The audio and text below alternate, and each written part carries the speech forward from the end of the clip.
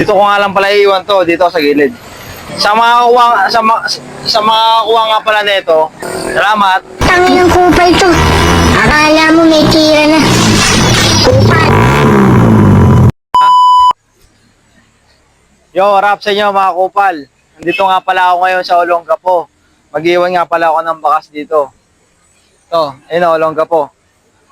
So, siguro sa mga followers ko, wala naman siguro mga taga-Olongapo sa inyo. Pero sa pamamagitan ng pag-share nyo, pwedeng merong makakita, di ba? Pero pwedeng merong makapanood ng mga taga dito sa Olongapo.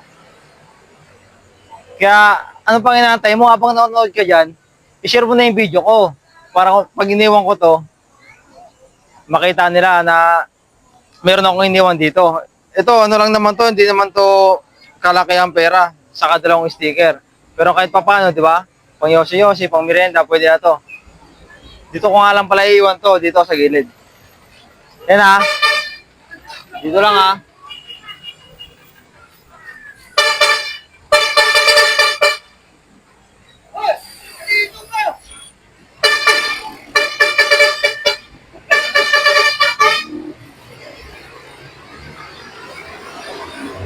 Yan.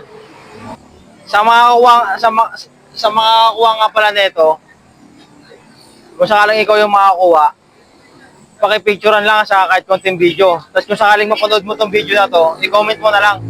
Comment mo na lang na ikaw yung nakakuha. Tapos syempre, pakipollow mo na rin yung page ko. Salamat.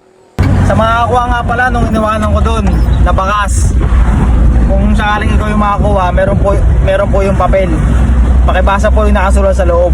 Ito po yung nakasulat sa loob, pakibasa po ng maayos.